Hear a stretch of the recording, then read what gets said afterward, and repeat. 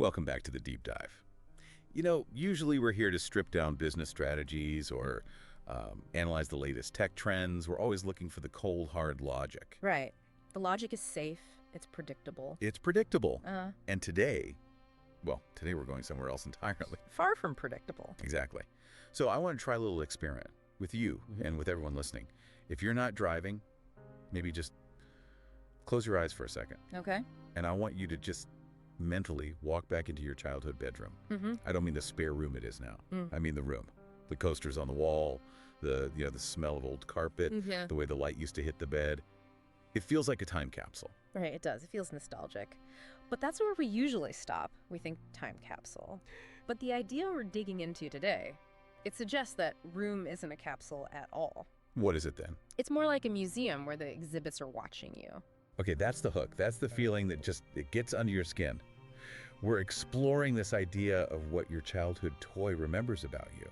And it's viewed through this very heavy, very Freudian lens. It is. It's all about what you might call unconscious geography, where the normal rules of, time and space don't really apply. But metaphors do. Metaphors are everything. So our mission today is to try and unpack why we have these weirdly intense emotional attachments to inanimate objects.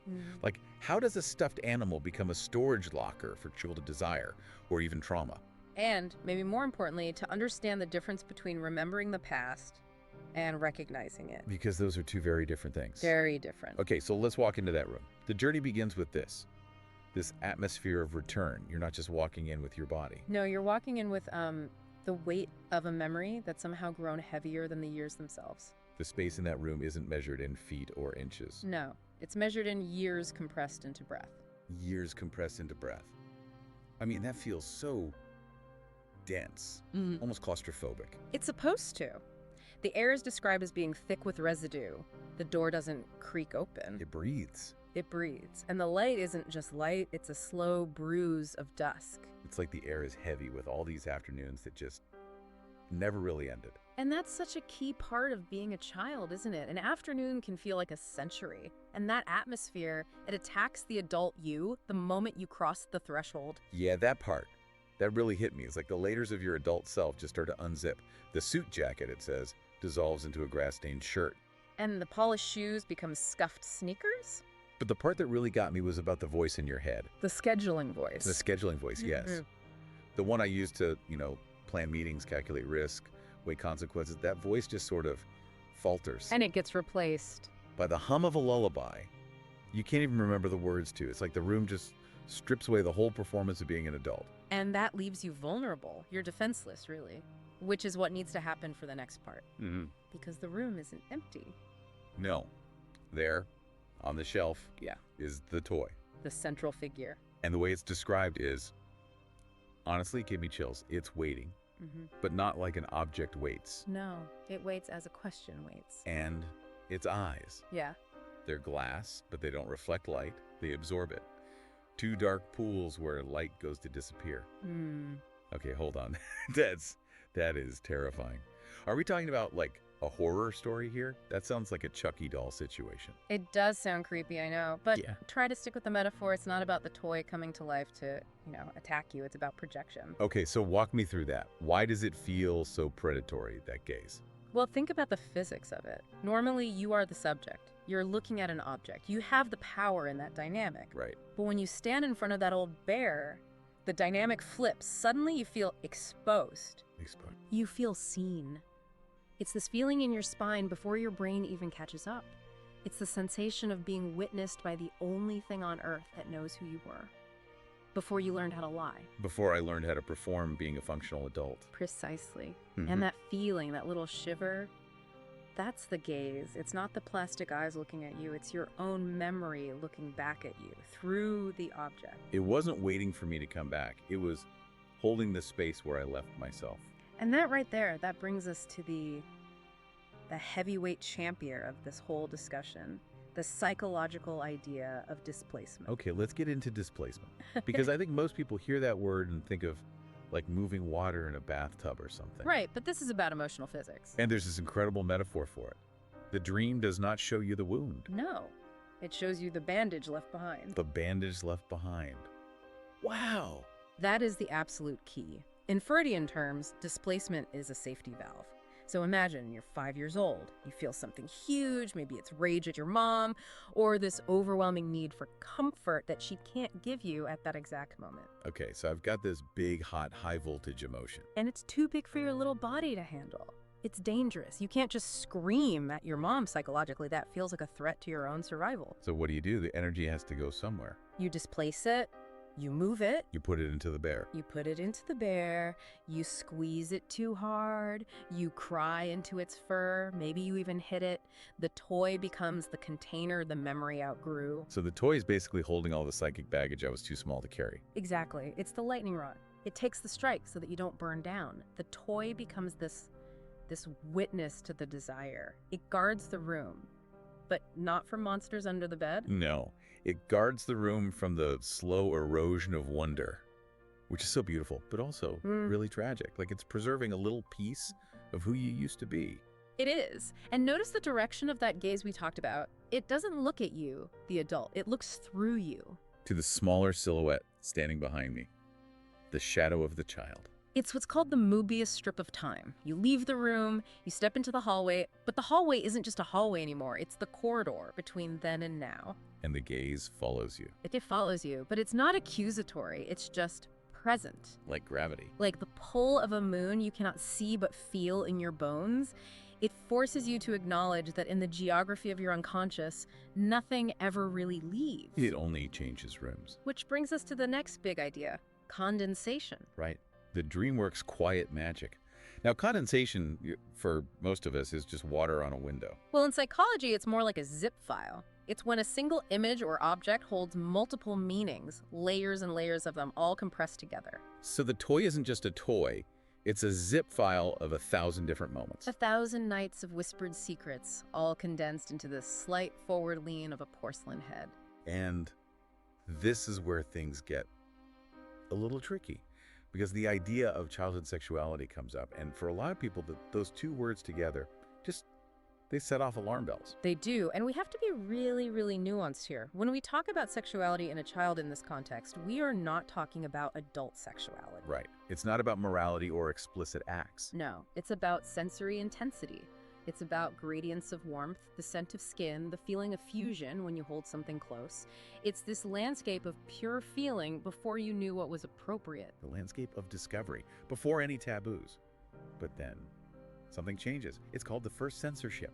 This is such a critical moment. And the argument is that the censorship isn't necessarily imposed from the outside by a parent yelling, "Stop that!" So it's self-generated. I do to myself. Why? Because the feeling becomes too bright. The current is too strong for its banks. Your own psyche kind of panics and realizes this intensity is overwhelming. So it shoves the feeling underground. And where does it go? Into the toy. The toy becomes the archive of desires too young to name. Think about the rituals kids have. Oh, yeah? Compulsively arranging toys to face the door, setting them at specific angles. I absolutely had to line up my cars in a perfect row or I couldn't sleep. Right, and we just call those quirks, but they're not. They're described as liturgies. They are ceremonies designed to contain these wild, powerful currents. And that fierce sense of ownership. This is mine.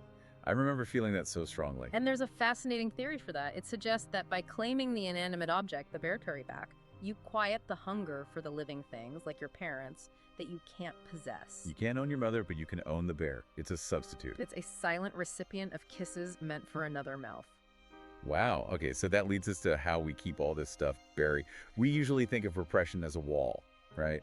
Like a concrete bunker. That's the common image. But this perspective corrects that. It says repression isn't a solid wall, it's a porous membrane. A membrane, so things leak through. Constantly. There's this image of the double movement. Think about burying your face in a stuffed animal. You're doing two things at once. You're seeking the sensation of the fur, but you're also hiding your face. You're experiencing the emotion and erasing it at the same time. Yes. And because it's a membrane and not a wall, the body starts to speak in its own language. Symptom as language. Stomach aches before school. Unexplained fevers. Your body develops a code long before you have the words for these feelings. And the toy becomes the silent confessional. It holds the cipher to that code. And the point is that nothing is ever truly abandoned, it's just relocated. Which is why, as adults, we do things we don't understand. Why do we stroke the arm of a chair when we're anxious? Or why does a certain shade of velvet make us want to cry? It's the unconscious recognizing its own handwriting. We're just repeating the gestures we learned with the toy, but on different objects. We're always looking for the container. Always looking for the container. That's heavy. It is. But, as we move toward the end of these ideas, the feeling starts to change. We started with this haunted, almost Chucky vibe, but it shifts. It does. It moves away from haunting and toward companionship. Right. The toy offers the quiet companionship of something that saw you before you learn to perform yourself for others. And that's a powerful idea. We spend so much of our adult lives performing. We do. We wear the mask. And the toy is the only witness to the version of you that didn't know how. The version that was just pure, raw sensation. It's described as the self that never stopped watching you lose it. Which sounds incredibly sad to me, like we lost the best part of ourselves. It does sound sad, but the argument here is that it's not about grief. And this is maybe the most crucial takeaway. The goal is not to heal the wound. Wait, really? Isn't that always the goal? Therapy, self-help, it's all about healing. But fixing implies something is broken. This perspective suggests the goal isn't healing, it's recognition. Recognition. What's the difference? Healing tries to make the pain go away. Recognition simply admits that the pain or the love or the intensity was real. It's the toy saying, I saw you then, I see you now, and what you buried in me I have kept alive. Not as pain, but as possibility. Exactly. Not as pain, but as possibility. So it reframes everything. The repression isn't a praise, and it's more like a battery. It's potential energy just waiting. Waiting for you to be strong enough, or maybe just quiet enough to reclaim it, to integrate it. The toy isn't forgotten, it's actively guarding the door between who you were and who you became. Making sure you never fully forget the way back. Never. The front door of that house isn't an exit, it's just another membrane. You leave, the dream weight lifts, the world rushes back in, but that hollow feeling remains. So what does this all mean for us, for anyone listening who's now thinking about that old box in their parents' attic? I think it means that the toy on the shelf is a node in the living network of your unconscious. It proves that the current of your original self, that raw, feeling, sensing child, is still flowing. It's been diverted underground, maybe, but it's still there. It's a reminder that we are continuous. We're not cut off from that child. We're walking around with that room inside of us. Always. That is a lot to process. Yeah. It makes me want to go find my old stuffed rabbit. Yeah. But it also makes me a little afraid to look him in the eye. Just remember, when you look at him, he's looking back. Before we go, there is one final image, one last question that I think we have to leave everyone with. It's a bit of a challenge. It is. Imagine you're walking down the street tonight, just an ordinary street, and you happen to pass a shop window. And you see your reflection. But for just a split second, in the glass, you see something else. A suggestion of a smaller silhouette walking just behind your shoulder. And the question is, if you turned around, You'd see nothing, just the empty sidewalk. but do you have the courage to acknowledge that the version of you is still there? That child is still sitting on the floor of the room you left, just waiting. Waiting not for a visitor. But for a participant in the conversation that never ended. Thank you for taking this deep dive into the architecture of the soul with us. It's been a trip. It certainly has. We'll see you next time. And watch out for those shop windows.